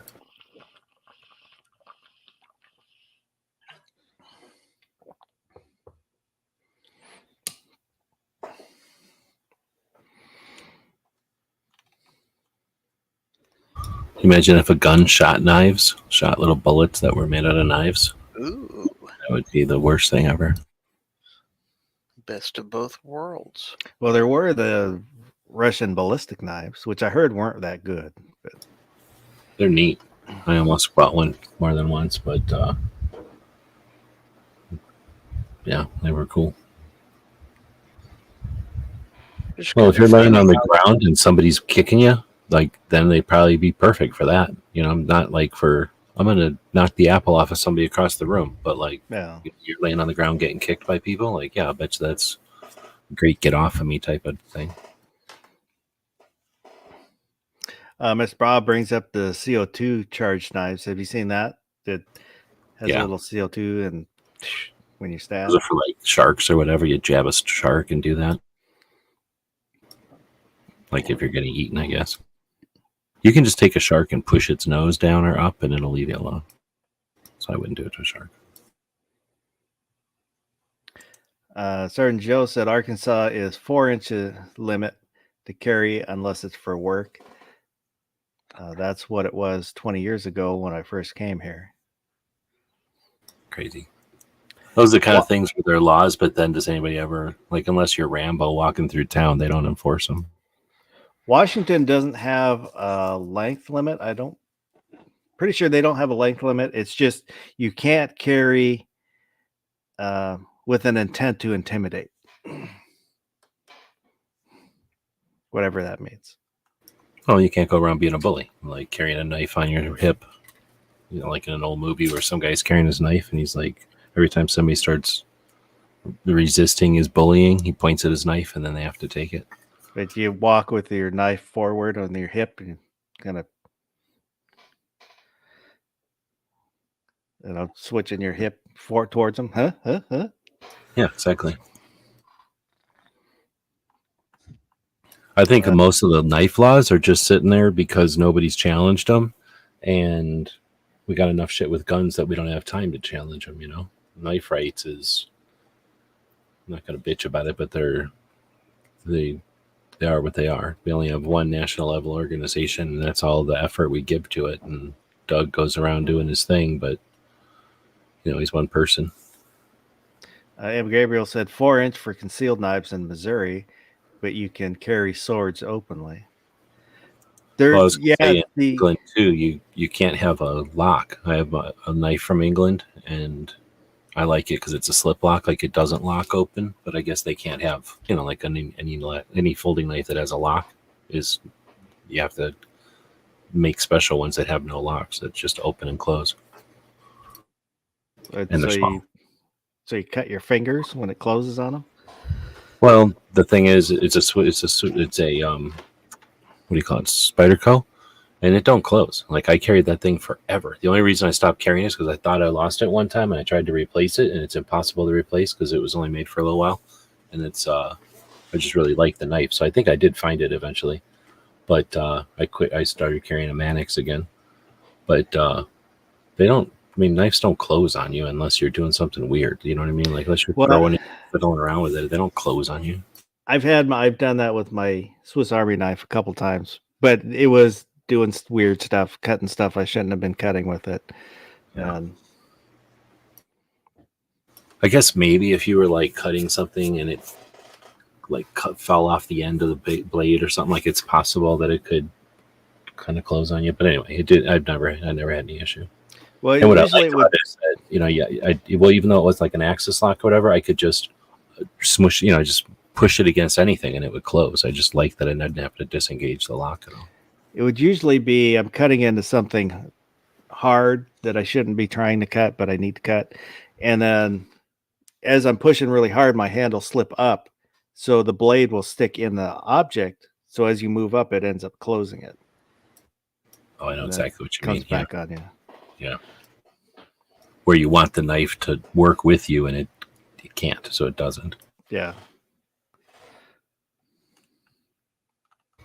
Yeah, I agree with Sergeant Joe. They're not going to do anything. Like I say, unless they want to run you out of town. Depends on where you're at. I've heard New York City, they absolutely will. Well, okay, that's true. Like if you got the clip hanging out of your pocket, they'd probably look for that kind of shit. Although I remember walking, I forget which time I went to California, and either Angelina or somebody was like, "What are you doing?" And I'm like, "What?" And then they're like, "Look at that thing hanging out of your pocket." And I'm like, "What do you mean?" Because I don't even think about putting my knife in my pocket on the clip or whatever. You know, I want to be able to get to it. And well, again, in these states where they're worried about that kind of shit, like you don't wear your knife in a pocket clip or whatever. You put it in your pocket so nobody knows you got it. So you have to conceal carry it instead of open carrying it. I guess. But yeah, I mean, that would be open carrying essentially, right? Like brandishing your knife. So that's the kind of thing where I guess I should have known that, but don't even think about it because I live in Arizona. So, and everywhere else I've ever been, like I've never thought about my knife clip hanging off of my belt, or not my belt, but my pants.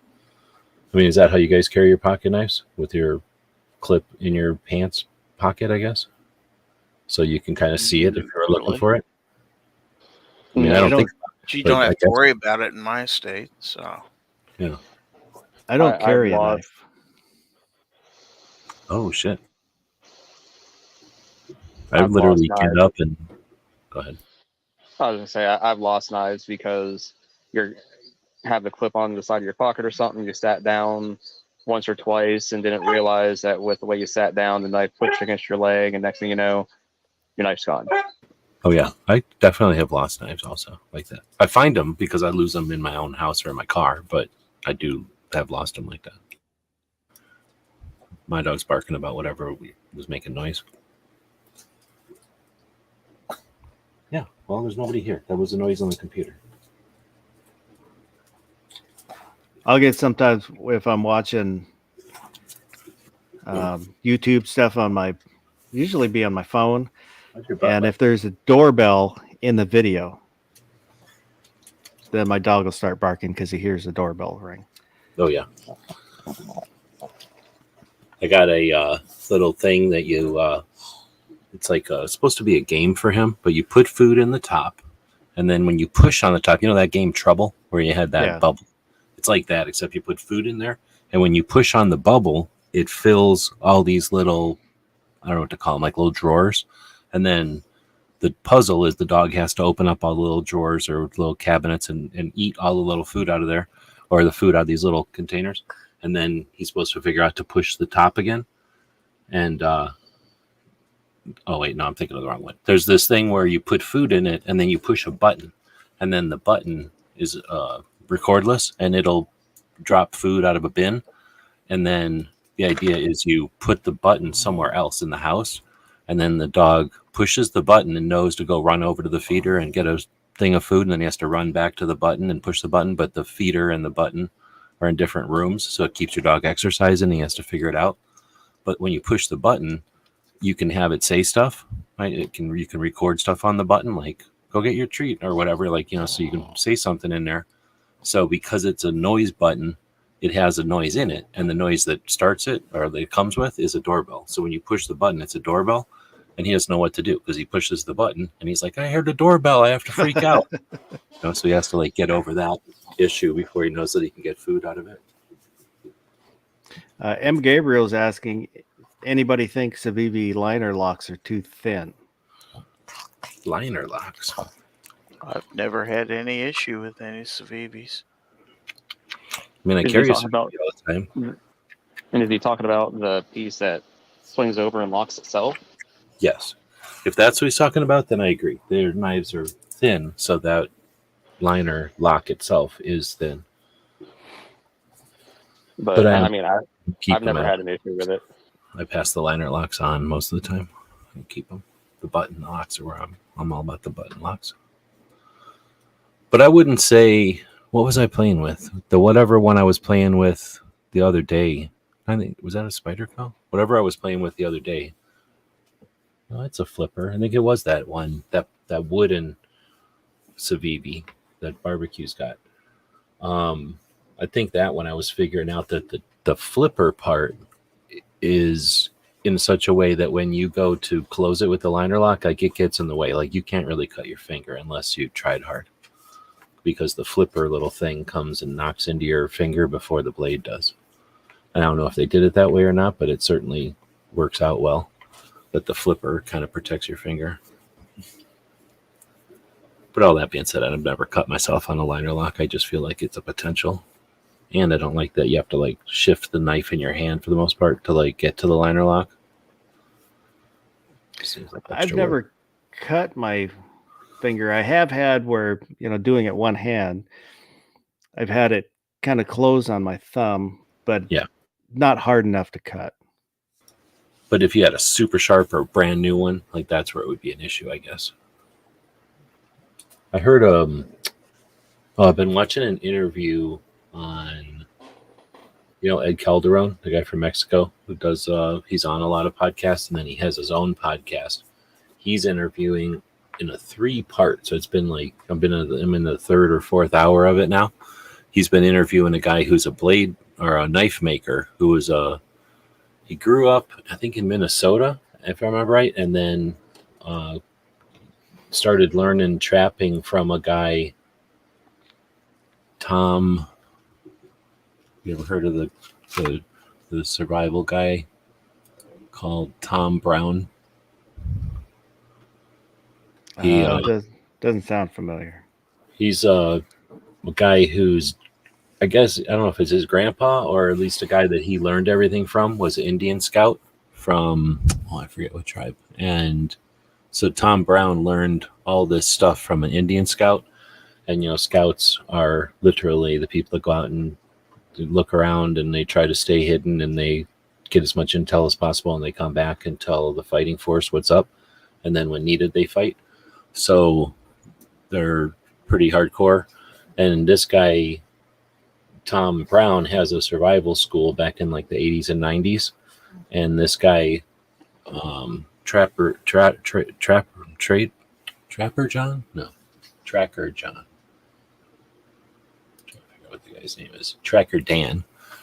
So have you seen the knife that the SEALs use now that has like that spike coming off the blade? Pretty unique. No. So the SEALs all switched fairly recently to a really thin hatchet. So they were all carrying like cold steel stuff back when they first started the War on Terror. And then they figured out that carrying around a big giant hatchet was a waste of time. It was too heavy and they didn't need it, but they still wanted a hatchet for doing stuff. So eventually this guy who went to all this survival training and learning how to build and do to make his own tools, he became a SEAL. And then talking to SEALs and stuff, they were like, oh, you know how to modify our gear? So he started to make these hatchets, and now he makes a bunch of knives and hatchets and stuff. Anyway, talking to that guy,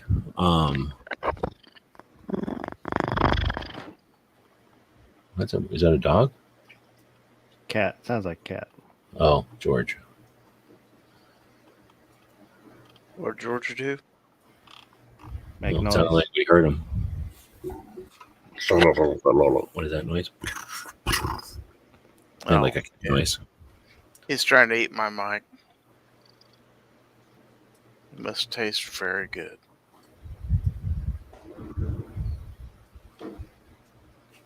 You got me in trouble, George. Stop that.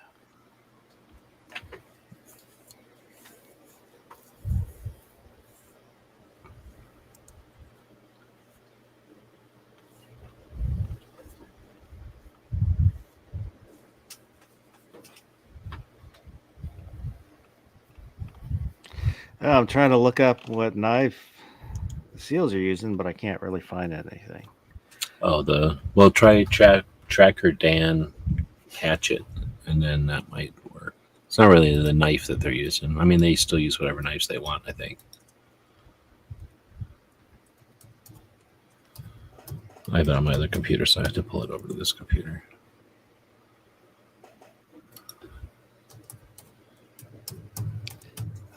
Is it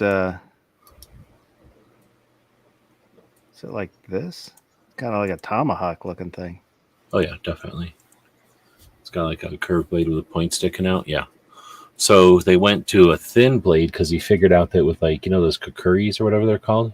Yeah. That, when you have a real one that are made for like chopping through plants and everything, like their machetes, like they work great because you need all that heft. But when they were using them fighting, because they weren't always defensive, but when they would use them fighting, they figured out that the thicker they are, the more stuck they get in people. So they went with, I have some that are thin. So he went with some thin ones and he's like, wow, they're so much better for cutting through stuff. And you don't, then you're, get the benefit of not carrying around so much metal. So they actually just got to the part in the conversation where they were talking about all the SEALs had been carrying hatchets and stuff. And then this one group had tried to design a new hatchet for the SEALs. And that's when the SEALs themselves were telling this Dan guy, like, hey, here's the design we want. And then he started putting that, on the blade there. Like if you go back to it, that blade had a spike coming out the front. Yeah. He went to a thinner hatchet. So it's like a piece of flat metal so that it can go into somebody and come out of them easier. Plus it's lighter for them to carry. And they're not like cutting, they're not starting fires with it. They're not like cutting wood with it or anything. They don't need any of that. And then normally on a regular hatchet, you're going to have a standard, I don't know what you call it, like a round front.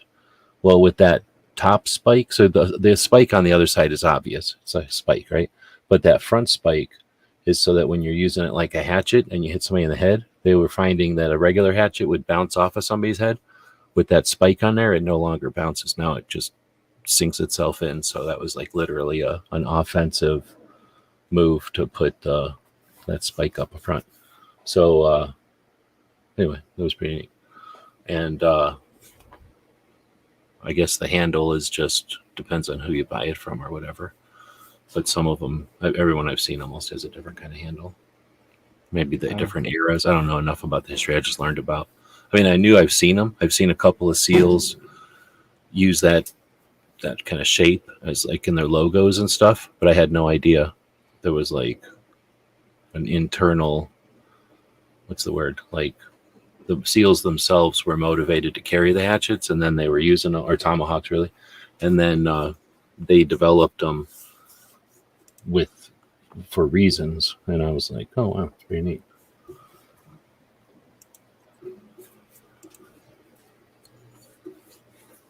I don't know. Do you guys carry around tomahawks or hatchets or anything? Do you have that kind of stuff in the inventory? No, I did have the O Knife survival hatchet, which X Adam 1 had sent to me to use as a giveaway, which I gave away. And I kind of really liked it. It was heavier, which I liked. It had a hammerhead on the back. I do have a review of it coming up. So it was interesting, and I so don't remember that. I So kind you of called liked it it. an O-Light? O Knife. It's O Knife. The brand is O Knife. Is it got a wood handle? G10. Does it look like the Gerber one? I don't find Here. O-Knife. Oh, I have it spelled wrong. I guess I have to spell it right. I think it's the Otical. 5-in-1 Bushmaster Bushcrafter hatchet. Oh, there's actually a shit ton of them. Oops. Oh, here it is. Oh, okay. That's very similar, but it has like a crowbar on the end Yeah. and a hammer. Yeah, I could see this one. There's You see how it has like the reverse, like it has, more like a hatchet shape. I guess according to these seals, when you hit somebody in the head with that, it bounces off their head more often than goes into their head. So oh, there we go. So this is just so everybody knows what we're talking about. This is the one I'm talking about. The Otical A1. I do like that one. How much is it? Oh shit, 120. Well, it's cheaper than that guy's knife. I'm Or not hatchet. sure. The hammerhead it's bolted on, so I didn't do any testing with it because I was giving it away. So I'm just kind of wondering with heavy use if those will loosen up. I think that's better because essentially, the thin hatchet is for lightweight, but it also so that it doesn't bind when it's chopping into something. So I could see why they did the hammer that way. The metal is really smooth, so I put it in a stump to take a screen thumbnail, and when I pull it out, there is no residue from the stump on it. It's really smooth. There is a mini version too that doesn't have the nail puller pry bar part. I think that's pretty handy to have on there, since you don't do nothing with your handle, your hatchet usually anyway.